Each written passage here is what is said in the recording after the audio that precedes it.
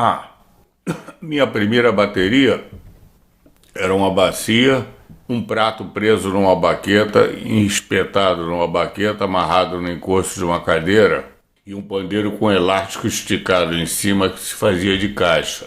Pé esquerdo sem nada. 3 peças, prato, caixa e bumbo. É isso, começou dessa forma, concomitante a meu ingresso no conservatório. Episódio 51 do Repercuta Podcast, é disso que eu tô falando. Seja bem-vindo, bem-vinda. Eu sou o Jari Tavares e tô por aqui para trazer mais uma história que envolva o mundo da percussão e da bateria. E não só isso, na verdade histórias que nos fazem nos aproximar, nos inspiram. E como você viu aí no título, nesse episódio a gente vai conhecer um pouco da história do baterista Mauro Jerônimo. Mas antes de iniciar, eu quero agradecer a todo mundo que vem acompanhando o meu trabalho aqui. Cheguei numa marca importante, que foram os 50 episódios. O número 50 foi...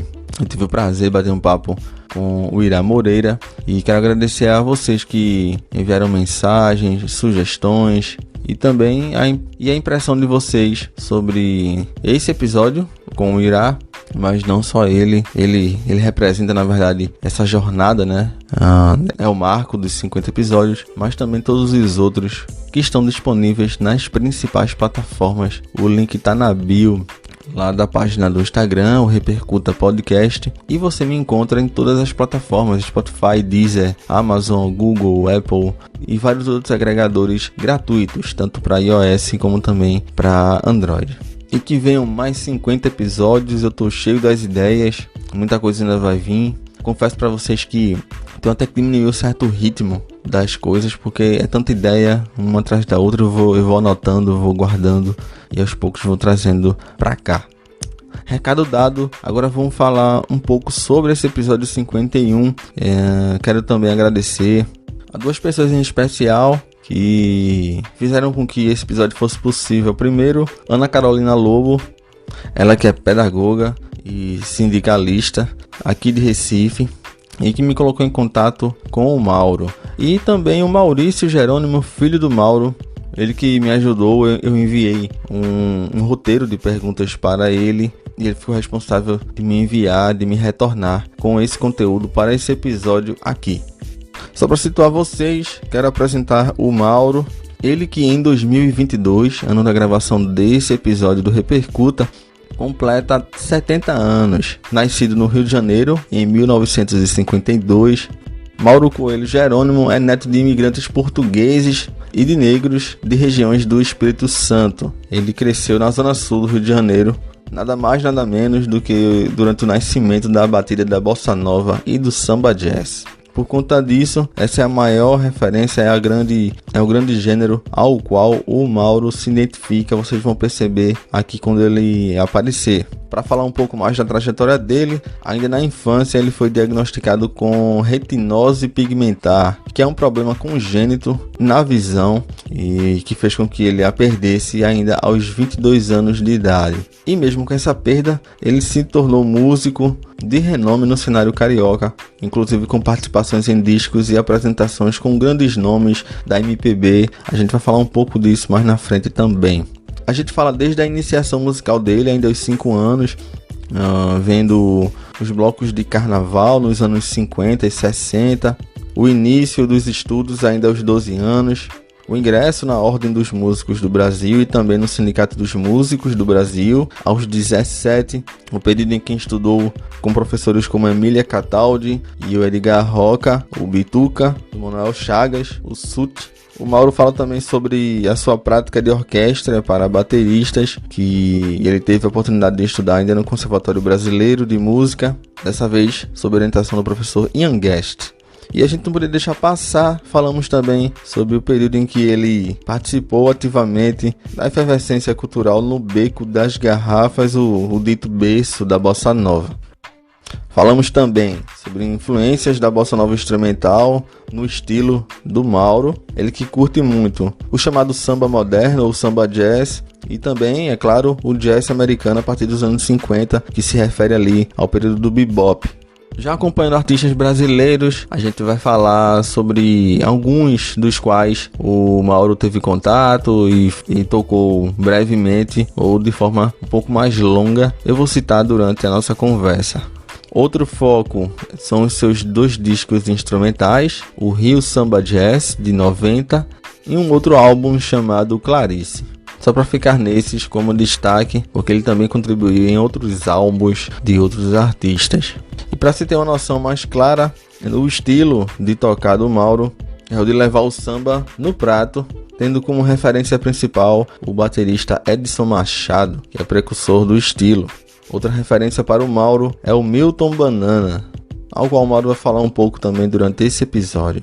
Mas eu já falei demais, chegou a hora de trazer o Mauro para cá e conhecer as histórias que só ele viveu. Espero que você fique até o final. Eu sou Jade Tavares e você está em mais um episódio do Repercuta Podcast Bateria com Metabolismo. E para situar você nesse bate-papo, eu dividi esse episódio em 5 partes. A gente fala sobre a infância, o início na bateria e os estudos. Já na parte 2, a gente chega aos anos 70, onde o Mauro conta algumas histórias daquela época. Na terceira parte, falamos rapidamente sobre shows e colaborações com outros artistas.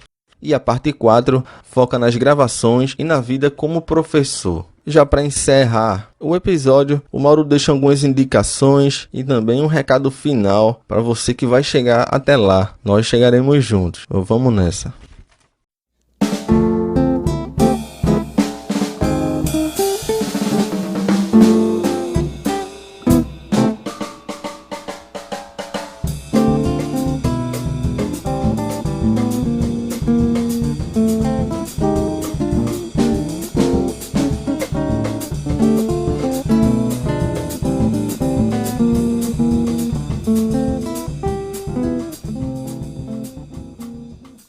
Olá Mauro, seja muito bem-vindo ao Repercuta. Te agradeço por ter aceitado o convite e vamos começar falando um pouco sobre o teu início na música, a infância, as primeiras referências. Você passou a infância em pleno Rio de Janeiro, nos anos 50 e 60. Eu queria saber de você qual lembrança mais marcante você tem desse período. Nasci no Rio de Janeiro, bairro de Copacabana, Rua Pompeu Loureiro. Desde criança me interessava por música. A experiência mais marcante relacionada com a música são os blocos de carnaval que passavam na porta e a música do rádio. Já com 6 anos eu tinha um pandeirinho e pedia para ganhar de presente um pandeiro melhor, e ouvia as músicas do rádio, que chegavam até do rádio. No carnaval, tentava acompanhar as músicas de carnaval. Já nos anos 60, com o rádio de pilha, eu ouvia muita bossa nova, instrumental, ouvia muito a Rádio Jornal do Brasil. Aí eu conheci a bossa nova instrumental e sempre ligado ao ritmo, a instrumentos de percussão. Até que aos 12 anos veio a firme decisão de tocar bateria. Eu nem gostava muito de bateria antes, gostava mais da escola de samba. Gostava daquele samba bem marcado. Depois do dia em que eu vi o Paulo Magalhães se apresentando na televisão, num número de solo de bateria, aí eu decidi que era aquele instrumento que eu queria tocar. Como funcionava o estudo musical na época em que você entrou? Quais são as diferenças que tu percebe nas gerações que vieram depois de você? Na época em que eu comecei a estudar bateria, eu comecei no Conservatório Brasileiro de Música. Eu tive recomendação do professor Bituca, ele não dava aula na época, eu fui até o Teatro Municipal procurá-lo e ele me indicou o SUT. Havia pouquíssimos professores de bateria aqui no Rio de Janeiro, 2 ou 3 apenas. Mas o SUT naquele momento não estava podendo dar aula, então eu entrei para o Conservatório Brasileiro de Música, um curso lá dado pelo professor Aécio Alexandrino. E eu fiquei 2 anos lá. Depois eu tinha curso de teoria musical também, que eu comecei lá. Fui terminar esse curso no Instituto Benjamin Constant, já de posse do conhecimento da musicografia em braille. Conservatório, havia escola Vila Lobos, o estudo era esse. Ainda não se falava em Berklee aqui no Brasil, pelo menos em profusão. As oportunidades eram essas. E ouvir música ao vivo também, nas casas noturnas, ainda era o grande influenciador, ainda era o rádio. Eu não tinha aparelho de som ainda nessa época. Funcionou dessa forma no início. Agora, nas gerações que vieram depois, o acesso à informação muito maior, pô. Inclusive até chegar à informatização, esses primeiros professores de bateria, passou a existir o curso de percussão na Escola Vila Lobos e foram se formando professores, mais tecnologia, um preparo técnico musical melhor do que o da geração anterior, até chegar à informatização, que é um degrau acima. Aí já é um preparo técnico musical muito superior, pô.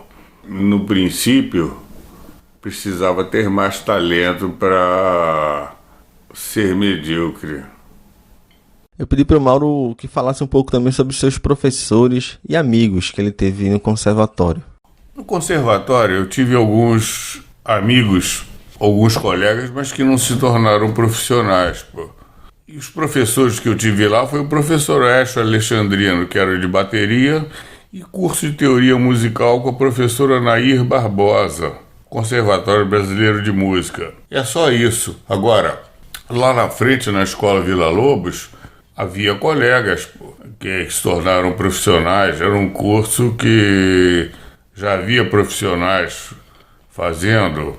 O baterista Jorge, o Eliseu, que hoje é percussionista do Teatro Municipal, pô. André Santos, que é espala da orquestra da UF, a Orquestra Sinfônica da UF. É isso, é. Mauro, como era a tua primeira bateria? Como é que tu montava ela? Conta pra gente. A minha primeira bateria foi uma bacia no chão, de boca para baixo, onde era o bumbo, tocava com o pé direito. Um pandeiro com elástico esticado de uma tarraxa a outra, no sentido do diâmetro, que era o tarol, a caixa no caso, e um prato espetado numa baqueta, amarrado no encosto de uma cadeira. Gostava de acompanhar na televisão o fino da bossa, com aquele kit. Até comprar uma bateria de verdade, em torno de 1 ano e meio depois. Foi uma bateria Pinguim, cor café. Excelente instrumento. Já não se faz mais no Brasil baterias de qualidade. Eu queria que você falasse um pouco da tua entrada para a OMB e também para o Sindicato dos Músicos. Queria saber como é que era o cenário musical naquela época, como se deu essa tua entrada nessas duas entidades. Ingressei na Ordem dos Músicos aos 18 anos. Precisava fazer uma prova teórica e prática. O Espírito Santo do Sindicato da Ordem dos Músicos era tudo pago junto. Eu já entrei para os dois ao mesmo tempo. Era funcionária Gilca, que era o Espírito Santo do sindicato e da Ordem dos Músicos, principalmente. Filha do clarinetista Cachimbinho. Cenário musical naquela época era à noite, ainda muitas casas boas, pô, com conjuntos bons, pô, que se tornavam funcionários da casa, seletistas, ficavam anos. Era um tempo em que, para uma festa, para qualquer coisa, se contratava músicos. Na medida em que foi evoluindo o som mecânico, esse tipo de trabalho foi desaparecendo. Na época ainda era efervescente o mercado, Rio de Janeiro era mais efervescente culturalmente, havia mais chance para a arte.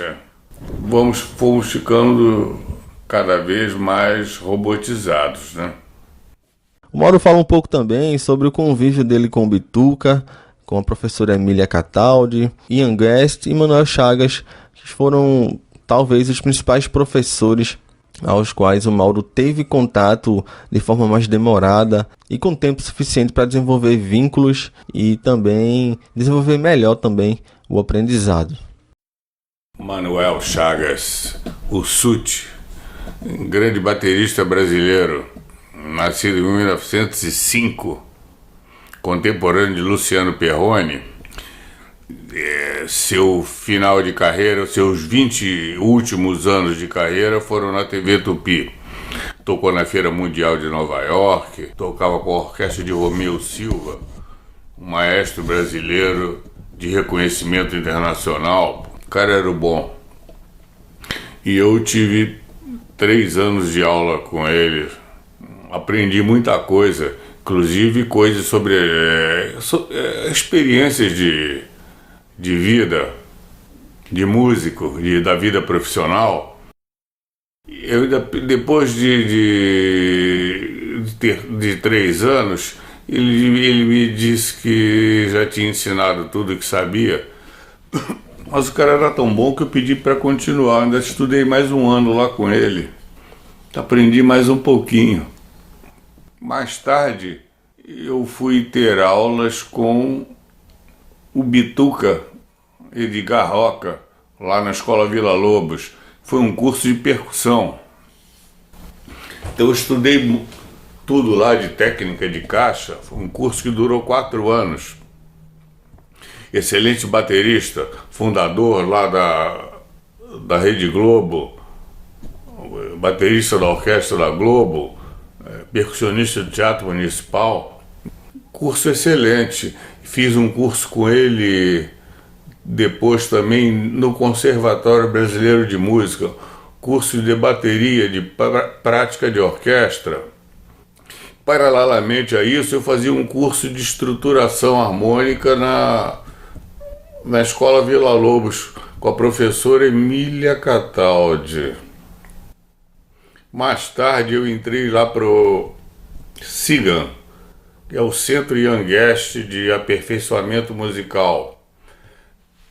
Tive a oportunidade de ter aulas com Ian Guest, com Luiz Otávio Braga, curso de percepção musical, e que me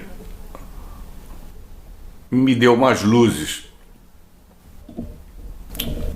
Cheguei até a ter uma passagem pela Faculdade de Música Unirio durante uns 3 anos, mas acabei desistindo por dificuldade, por falta de acessibilidade. É isso, O resto eu continuei sozinho.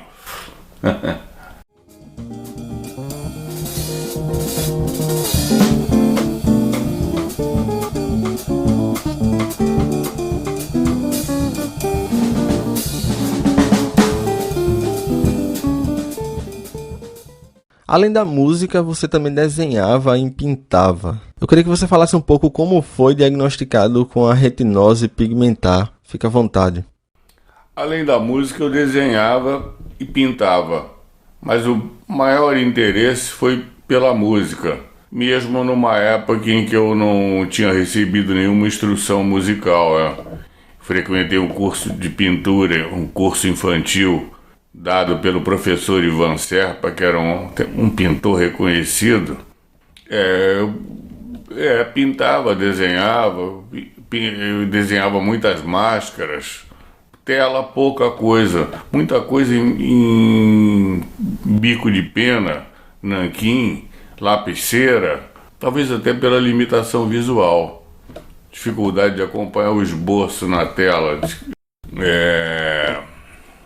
É isso.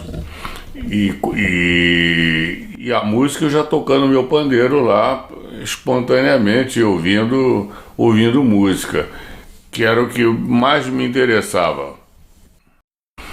O interessante é que eu fui diagnosticado com retinose pigmentar por um neurologista. Eu, na escola, para conseguir ler no quadro, eu virava um pouco a cabeça para um lado e para o outro, não tinha muita fixação. Uma professora, quando vê um aluno mexendo a cabeça, manda logo a mãe levá-lo a um neurologista. E eu fui a um neurologista, uma idade bem tenra, não estou lembrando agora. Era o doutor, acho que era Fernando Pompeu. Bom, e aí ele se sentou numa escrivaninha, de um lado eu me sentei em frente. Ele tirou um chaveiro do bolso e balançou na minha frente e disse assim: olha pra cá, pô. Aí eu olhei para o chaveiro, para as chaves balançando. Aí ele guardou o chaveiro e ali encerrou a consulta para mim. E aí ele disse para os meus pais que desconfiou que eu tivesse retinose pigmentar, para fazer um exame para confirmar, pô. Interessante. Antes, os oftalmologistas diziam que eu era míope, mas fora isso eu tinha baixa visão. Davam uma resposta genérica. E a partir daí eu comecei a me tratar com um médico muito bom, o Dr. Luiz Eurico Ferreira.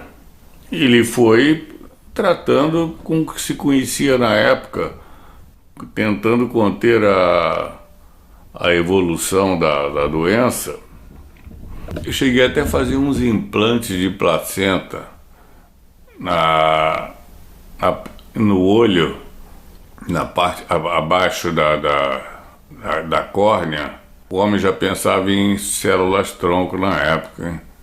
Pois é, e assim foi. Eu fui perdendo aos poucos a visão e tal, até ficar cego, e fui me adaptando na medida em que fui perdendo a visão. Eu tive uma visão de leitura até 16 anos de idade, e talvez tenha enxergado alguma coisa até uns 30, até não ter mais o reflexo de acender a luz.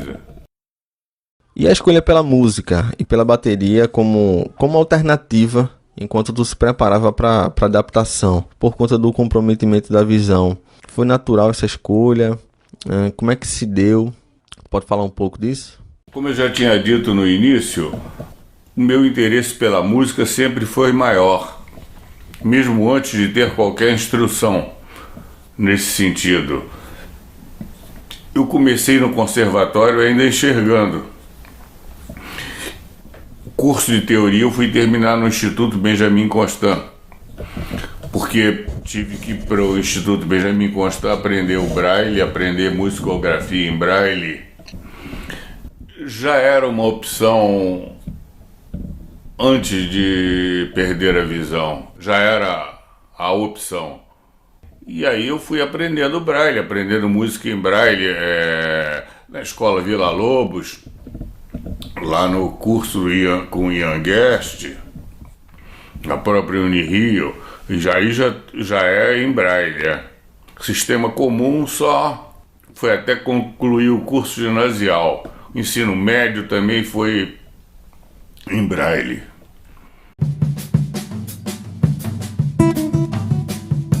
Encerrando essa primeira parte, eu perguntei para o Mauro, fiquei muito curioso em saber em que ano, em que período ele consolidou essa transição, e pedi que ele falasse um pouco também sobre as dificuldades e desafios por conta da retinose pigmentar. Ele me respondeu assim: na verdade, não houve transição, houve o abandono gradativo do desenho, que se deu naturalmente na medida em que a visão diminuía. Nenhuma frustração.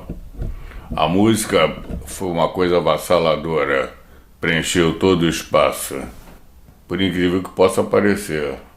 Bom, são as dificuldades da retinose, seriam as dificuldades de todo cego, toda pessoa que fica cega.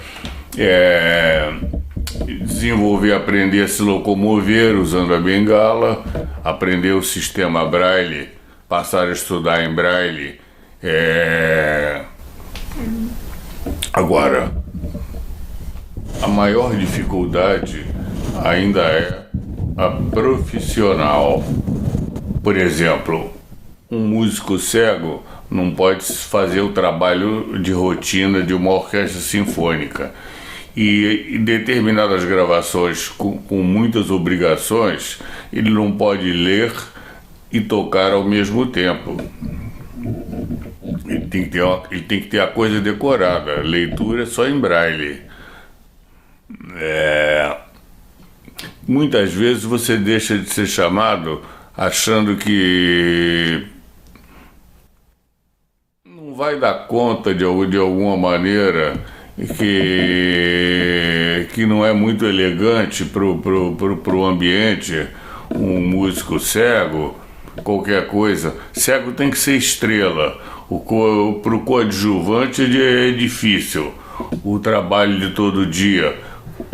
E a maior dificuldade foi a extinção do trabalho noturno em bares de hotéis, em casas noturnas. E sim só os shows maiores, com viagens e tal. Isso também precisa de uma logística. Às vezes numa viagem, problema para o cego não é no palco, e sim fora do palco, em um lugar completamente estranho. Vai precisar de algum assessoramento. E essas são as dificuldades que se apresentam. Então, como o propósito do empregador é enxugar, né, é eliminar o máximo de dificuldades, diminui o mercado para o cego, com certeza.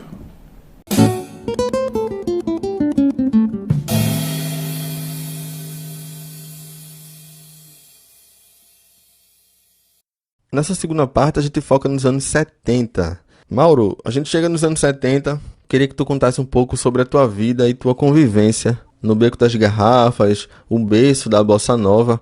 E aproveita para contar alguma história ou alguma curiosidade sobre esse período. Fique à vontade para dividir com a gente. Olha, do Beco das Garrafas eu convivi com o Leni Andrade, convivi com o Lúcio Alves, convivi com Edson Machado, por exemplo. Tem uma história interessante. O compositor Billy Blanco se inspirou, quando fez a música A Banca do Distinto, na Dolores Duran. Tinha um cidadão que sempre aparecia lá no Beco das Garrafas, todo empertigado, engravatado, e dizia assim sempre pro garçom: pede pra Pretinha cantar aquela tal música e tal, sempre assim por tabela. E ele, quando ia embora, ele levava aquele sanduíche de filé e o garçom acompanhava até o automóvel e entregava um embrulhinho para ele depois que ele entrava no carro. E aí ele se inspirou na música, A Banca do Distinto, né? Não fala com o pobre, não dá mão a preto, não carrega embrulho. Né? É a partir disso. O Mauro também fala um pouco da importância de músicos como Milton Banana e Edson Machado, referências para ele não só na bateria, mas na música de forma geral. Ele fala um pouco sobre a bossa nova instrumental e sobre o samba no prato. Com relação à dissidência musical, a escolha pelo samba jazz como gênero ao qual tu mais se identifica, foi uma coisa natural? Como é que aconteceu? E queria que tu falasse um pouco também sobre o teu estilo de samba no prato também, e improvisação, como é que desenvolveu. Sim, aconteceu naturalmente a minha preferência pelo samba no prato, uma questão de geração também. Fui ouvinte da Rádio Jornal do Brasil, ouvia muito esses conjuntos instrumentais de bossa nova e tal. Quando comecei a tocar a bateria, o primeiro interesse foi a bossa nova. Embora desde pequeno, apreciasse os blocos de carnaval quando passavam na rua. Primeiro vinha o samba de raiz, depois, através do rádio, vem a bossa nova. E os bateristas brilhantes da época eram Edson Machado, Milton Banana, Ayrton Moreira, Dom Romão E o Edson Machado e o Milton Banana realmente foram os bateristas que mais me influenciaram nesse gênero, junto com o interesse pelo jazz. Quando o samba deixou de ser a base da música brasileira, quando se inventou o termo MPB, eu passei a ouvir mais jazz. Fechando essa segunda parte, eu aproveitei para perguntar pro Mauro como é que ele monta o set dele. Uma coisa mais específica, gosto de saber também o que ele curte usar, a configuração da bateria, pratos, baquetas, e ele me disse assim: eu trabalho com 8 peças na bateria: hi-hat, pratos de pé esquerdo, bombo, caixa, um tom-tom de 12 polegadas, surdo, prata de condução, prato chuveiro e um prato de choque. Não necessariamente. E baquetas, eu gosto de baquetas de ponta de madeira, de peso médio normalmente.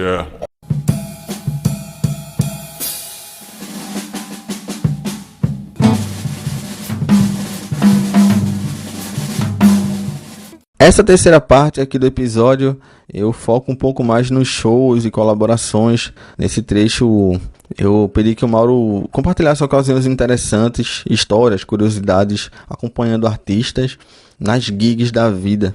E aí o Mauro, ele descreve um pouco em que medida ele se envolveu com cada artista, e eu vou elencar parte deles aqui.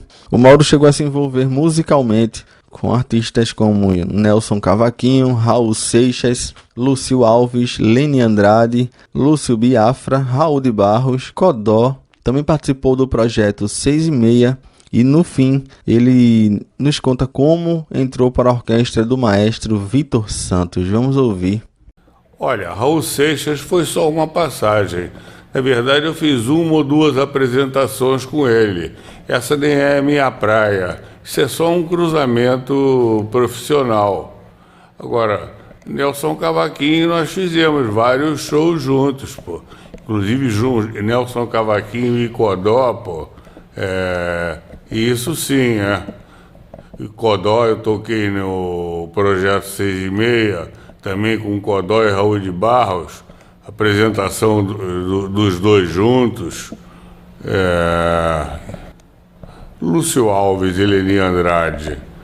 Também foram pequenos shows em hotéis. Esse é o meu gênero. Biafra foi um outro cruzamento profissional. Trabalhamos juntos no projeto Pixinguinha. Viajamos o sul todo do Brasil. Mas isso é apenas uma passagem. Essa também não é a minha praia.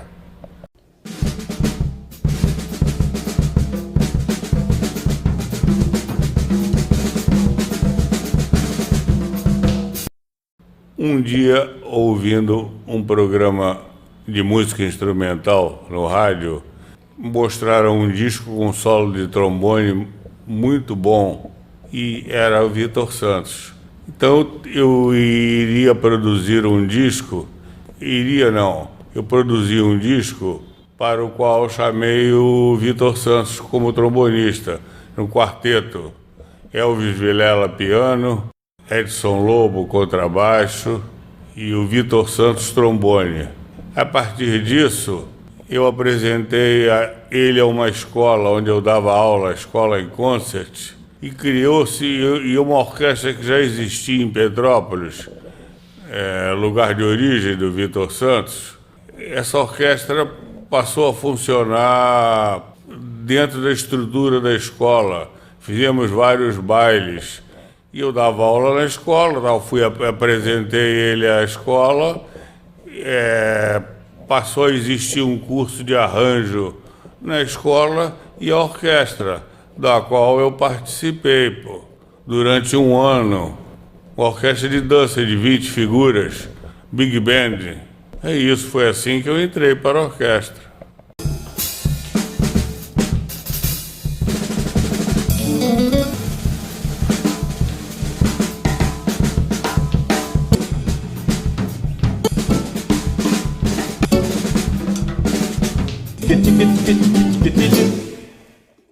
A gente entra agora na parte 4, falando um pouco sobre gravações e a vida como professor. Dos discos que você tocou ou produziu, Mauro, quais você destacaria e por quê? Digamos que eu tenha produzido 2 discos e meio. Um disco chamado Rio Samba Jazz, originalmente Elvis Vilela piano, Edson Lobo contrabaixo, Vitor Santos trombone. Esse disco, essa ideia desse disco foi reaproveitada por uma professora da UFRJ que acrescentou 2 músicas de sua autoria e fez uma modificação no nome. Esse é o que eu considero a minha meia produção e eu toco no disco. Esse disco é Maria Cristina Bering piano, Carlos Eugênio Paz contrabaixo e o Vitor Santos trombone. Experiência em estúdio. Estúdio é sempre árido. É mais difícil do que a apresentação ao vivo, pô. Músicas que você já programou naquele espaço de tempo, né? Com o taxímetro andando e não se pode tossir durante a execução, por exemplo. Mas é bom. E como foi o teu período dando aulas? Qual a avaliação que tu faz dessa época? A experiência como professor é muito interessante. Inclusive, nós precisamos estar sempre em forma, tocando para exemplificar. E a outra coisa enriquecedora é que a gente aprende bastante com os alunos. Pô. Sempre vem uma pergunta inédita que suscita um enfoque diferente. Já consegui formar 2 bons bateristas. Pô. Um deles foi o André Santos, conhecido como Bochecha, é o Spala da Orquestra Sinfônica da UF atualmente. E um outro aluno é percussionista do Teatro Municipal. Uma coisa que eu fiquei curioso também de saber como ele consome música, se coleciona vinis. Ele que é conhecedor de discografias da cena carioca dos anos 60 e 70. E sobre esse assunto, o Mauro fala agora.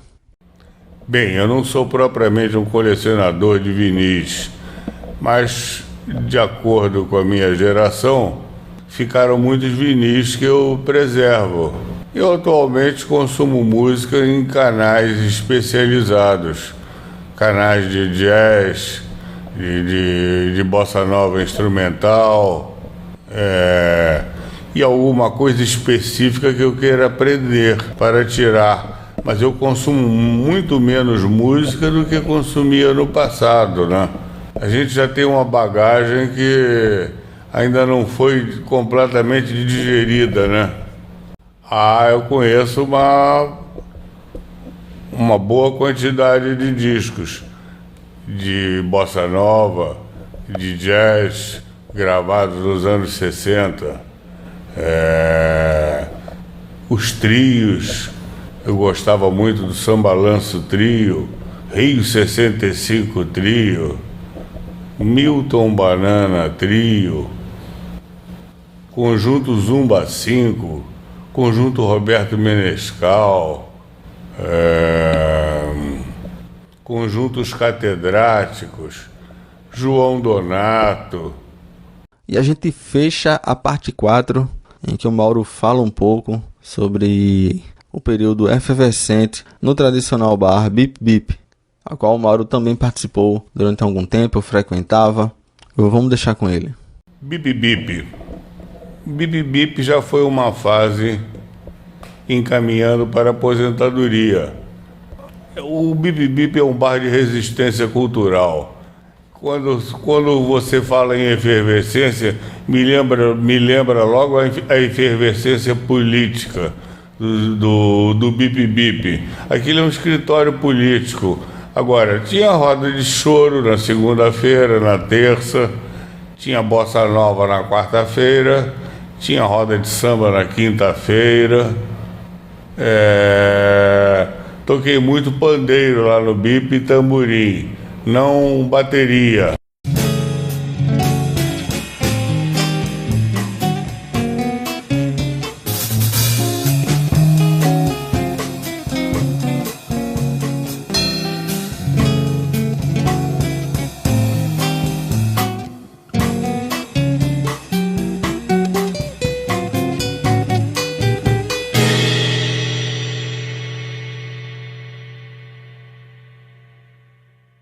Eu já agradeço a você que chegou até aqui, agradeço ao Mauro pela presença aqui no Repercuta, um prazer recebê-lo. Inicio essa última parte, perguntei para ele também sobre a questão das adaptações. Acredito que as novas tecnologias, como aplicativos e programas que promovam acessibilidade, deve ter facilitado a vida do Mauro depois que ele perdeu totalmente a visão. Eu pergunto para ele se ele faz uso de algo nesse sentido. Olha, informaticamente eu ainda estou na idade da pedra. Eu só uso Alexa e uso o iPhone. Mauro, indica para a galera, indica para o pessoal aqui do Repercuta 5 bateristas importantes na tua trajetória. 5 bateristas importantes para mim: Edson Machado, Milton Banana, Ayrton Moreira, Tony Williams, Elvin Jones, Jack DeJohnette. Agora eu ouvi também os do bebop, Kenny Clarke, Art Blakey. Deixa eu me lembrar de mais algum brasileiro. O Paulo Magalhães. Esse foi quem me... Como é que eu vou dizer? Depois de uma apresentação do Paulo Magalhães, é que se configurou em mim o desejo de ser baterista. A escolha do instrumento veio a partir de uma audição do Paulo Magalhães. O baterista Suti Chagas tocava com o maestro Romeu Silva, foi meu professor. Baterista Edgar Roca, o Bituca, que também foi meu professor. Por aí vai. Um livro e um disco importante para você. Um livro importante para mim foi o método de coordenação do Jim Chapin, um método de bebop. Um disco importante, o disco V do Milton Banana Trio, disco muito à vontade de João Donato. Um outro livro importante se tratando de bateria é o livro do Clã, que é a escola fundada pelo Zimbo Trio, que chama-se Toque Bateria. É de um autor chamado José Rodrigues Ariza, vulgo Chumbinho. Ensina muita coisa de música brasileira. Livro também do Edgar Roca, que foi meu professor. Agora, queria que tu dividisse com a gente, Mauro, um momento de realização na música para você, um grande acerto, um grande erro e também o teu conselho para quem está começando a tocar bateria agora, quem começou a se interessar pelo instrumento e por música de forma geral. Um momento de realização na música, por exemplo, foi uma canja que eu dei que se alongou durante 2 horas com os músicos que vieram acompanhando Tony Bennett ao Brasil. Me elogiaram tanto que eu fiquei impressionado. Um grande acerto foi ter decidido ser músico, baterista, que é o que eu sei fazer melhor e é o que eu mais gosto de fazer. Indefectível. Agora, eu já deixei de entrar na contagem do maestro por não ter ouvido a contagem em público no dia do lançamento de um disco. Olha, o meu conselho para quem está começando a tocar bateria: praticar paralelamente um instrumento de harmonia e ler também, não só música, mas também livros, jornais e revistas. Repercuta! Esse foi Mauro Jerônimo aqui no Repercuta Podcast. Agradeço a tua disponibilidade, Mauro. E fica esse espaço também para um recado final. É um prazer conhecer um pouco mais da tua história e, como sempre, aprender. Coisa que é uma das prioridades aqui no podcast. E também agradeço a vocês que chegaram até aqui nesse episódio do Repercuta Podcast. Olha, sejam músicos profissionais só se não puderem prescindir disso. Nós precisamos de bons amadores. Só há lugar para um. Quer estudar só música?